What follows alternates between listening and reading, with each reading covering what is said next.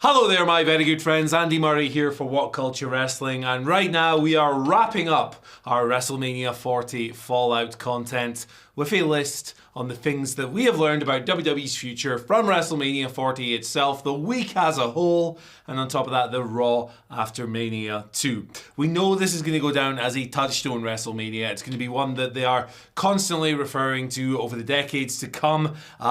It's already the biggest in history. It earned just an abominable amount of money. It was a huge success across the board. This is an event that WWE are going to be continually looking at as a benchmark and one to aspire to in the future. And it set the company off in some pretty interesting routes and directions for the next year or so. But we're going to start with number 10 on our list, that being Shield versus Shield. The Shield feud is coming. Seth Rollins' interference in the Night 2 main event was pathetic and hilarious, but also appropriate to storylines. The chair cracked across the back was, of course, an ode to Seth's initial heel turn on the Shield all those years and years ago. Seth came down in the Shield gear to the Shield music. Half of the building thought Dean Ambrose was going to show up, but no, it was Seth. And then for the finish, that essentially occurred because Roman, instead of taking care of Cody, decided that he was going to go after Rollins one more time.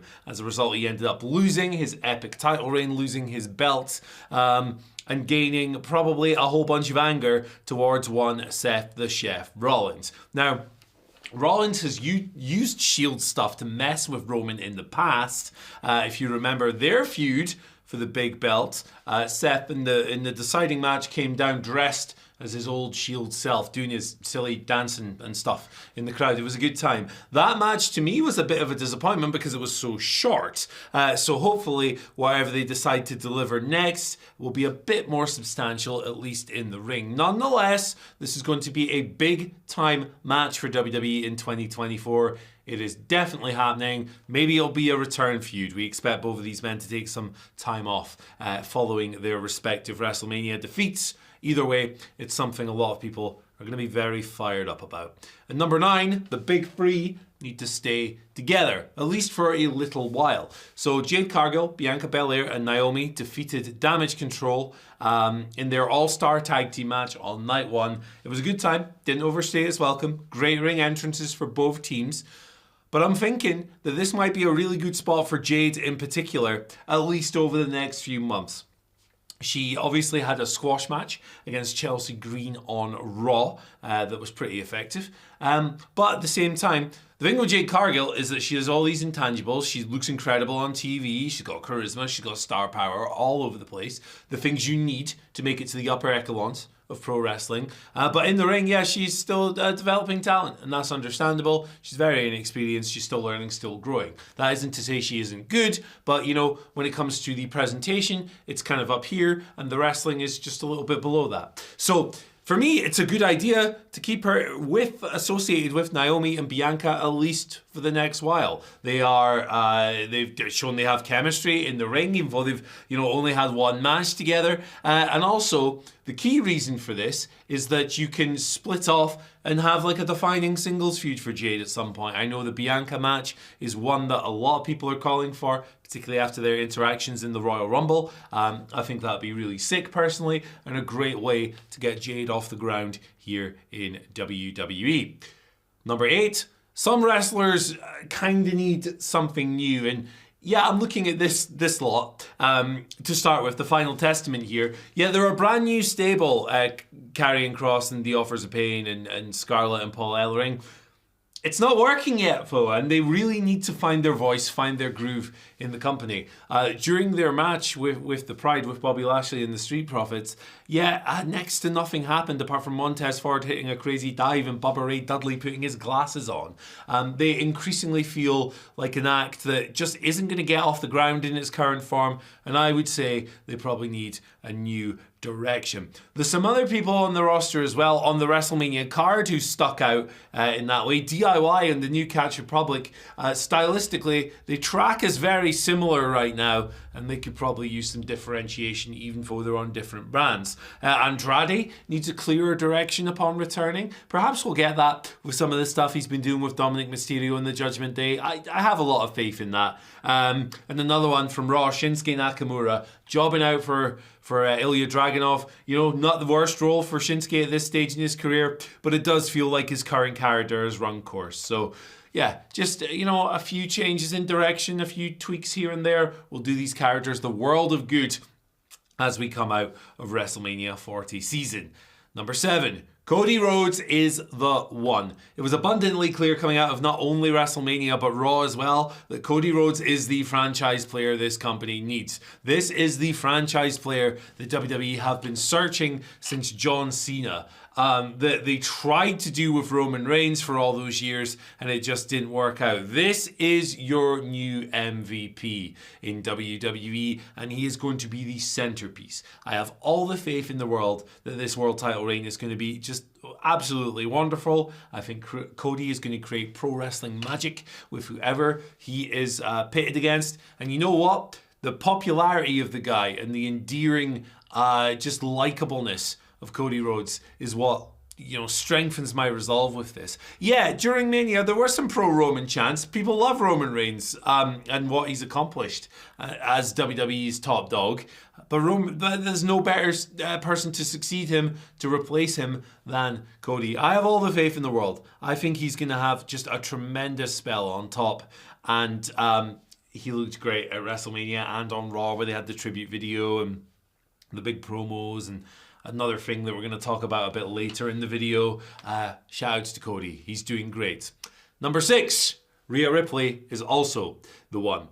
Many people expected Becky Lynch to defeat Rhea Ripley at WrestleMania, and that did not happen. Rhea bested Becky in the opening match of the Saturday event, which raises some interesting questions about Becky's future, I think, in the company, but also kind of elevated Rhea to another level. She's already been one of WWE's biggest stars of this current era. She is a huge presence on television. Sometimes her like individual creative, like feud-wise, isn't the most compelling thing in the world, and sometimes it doesn't quite match her presence. But it's clear to me that after besting Becky, she is on a completely different level to what she was, say, a year ago or so, to when she first won the championship in the first place. I think that Rhea's going to have a long, long run here. Do I think it will be as long as Roman Reigns' spell on top? Probably not, but that was like unfathomable in the modern era. I think that Rhea is just another sign that WWE is not as reliant anywhere near on the horsewoman as they used to be. You know, Mercedes Moné is not there anymore. Charlotte's currently out of action. And Bayley is the women's champion over on SmackDown right now. But Rhea has become just a force of nature in this company. She is on top. You know, Mammy's on top, all that catchphrase stuff. She's great. She's in a great spot. And I really do hope for more feuds the caliber of the Becky rivalry, because for me, that was the best of her run so far. Her run as champion so far. Number 5, Drew versus Punk. Look at these assholes. Drew versus Punk is as real as it gets. Look, this feud is sensational, and CM Punk hasn't been cleared for a single second of it.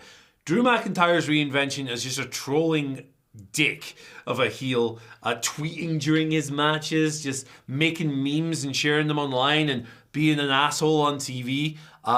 It's been great. It's added a lot of value to his situation, and Punk is just a great dance partner for him. These guys are so nasty and spiteful towards one another. I mean, Punk costing this guy the title via cash-in, and then on Raw he cost him contendership again. Like, it feels like there's already a real tangible sense of hatred between these two dudes. They had that unhinged segment with Seth Rollins on Raw a few weeks ago. This might be my most anticipated WWE match of the next few months. If we get this in Scotland, I think the atmosphere is going to be absolutely incredible. And I just hope that CM Punk is cleared soon. I know a lot of people took him ripping off the brace and getting physical at Mania as a sign that he's cleared. That hasn't been confirmed yet. I do hope it happens soon, because this feud feels like one of the realest things on WWE programming in ages. And that is a great thing indeed.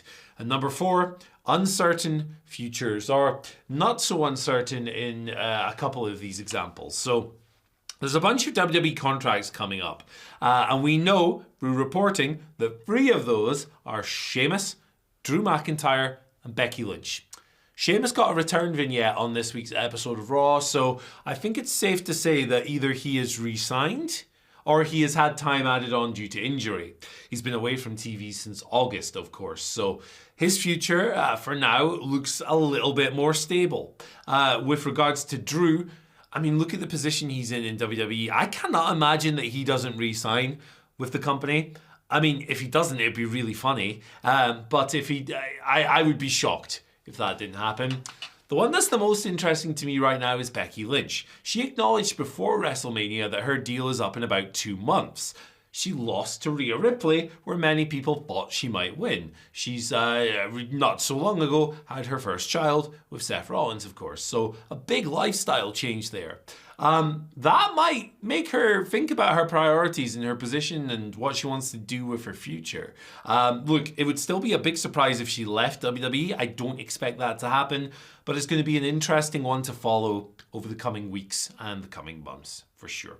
Number 3, this new era is real. This isn't, it's easy to be cynical about these things and go, the Renaissance is just a tagline, all of this.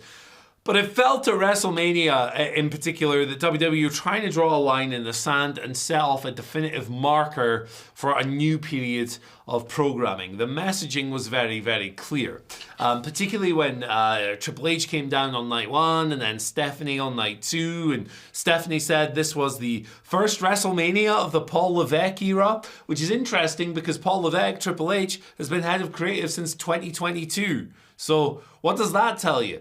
To me, with the messaging being so heavily on bad man gone, that being Vince, who they didn't mention by name, and rightly so, because he's a piece of crap, the messaging, it seems to me to be very much, hey, that guy's gone. Maybe he was still interfering on creative to a level we didn't know. Like, if this is a new era, and that is a factor that has changed, I think that's a fair assumption. Either way, this terminology was used all over WWE programming throughout the week and even beyond that. They consider this a brand new era. What is that going to entail? I don't think you'll see any booking revolutions or whatever. We've had that over the past couple of years. You just got to come out of it with the hope that the peak of it wasn't at WrestleMania, because as good as that show was, you want this hot streak to continue if you're a WWE fan. And long may it. At number 2, WrestleMania 41's main event is The Rock versus Cody Rhodes. Perhaps this is a bit presumptuous of me, but when The Rock said, I gotta go away for a while, but when I come back, I'm coming for you whether you've got that title or not, I immediately went to WrestleMania 41. Reason being, The Rock is the biggest star, Cody is the biggest full-time star, and WrestleMania is the biggest show. You could pull this at SummerSlam, you could pull it in, God forbid, Saudi Arabia, one of those propaganda shows. There's a number of potential venues where you could pull this match off and make those events feel bigger by default. But come on, it's The Rock and Cody. It's the Attitude Era's most electrifying star against the star of the new era. It is very reminiscent of Rock versus Cena 1, but to me, it feels even cooler. It's a match I'm really looking forward to see. I loved watching The Rock over this week, and at WrestleMania in particular. I loved watching him swear on Raw. You don't hear people do that often, so it's always kind of refreshing when they do. But yeah, if you were to hold a remote control to my head and say who's going to headline WrestleMania 41, it's The Rock and Cody Rhodes. Final entry. The Rock is here to stay. There he is. Look at this guy. Look at this geezer. Obviously, The Rock bought shares in TKO. He acquired shares in TKO. He acquired his naming and image rights as part of all of that. He entered programming. He wrestled. And he beat Cody at Mania in that tag team match. That means there is creative left on the table for him. And beyond all of that, there's still the Roman Reigns match to pull off at some point as well. But beyond even all of that, the guy was clearly having the time of his life. He couldn't help but just laugh and smile on Raw when he was cutting that promo on Cody and when he was telling the crowd to shut the F up. And yeah, while there was always a chance that The Rock, after returning to wrestling, this would be a short-term thing, I think he's here to stay. I think he's going to do this for as long as he wants to and as long as his body holds up, which is key. He's 51 years old.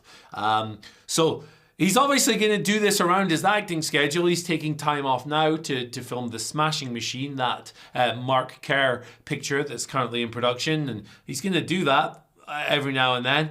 But I don't think you've seen the last of Dwayne Johnson. I think you're going to see a lot more of him over the coming years, and to me, that's a great thing. I think The Final Boss is one of the best characters he's ever done. I think he's just been a sensational villain after having to pivot away from original plans to wrestle Roman Reigns. He's done a great job. Long may it continue. But hey, thank you for joining me for this video. Hope you had a great WrestleMania 40 week. Hope you check out this video. It's 40 fascinating facts from WrestleMania, every WrestleMania, including this year. I'd love it if you checked that out, and I'd love it if I could see you later on another video. Bye.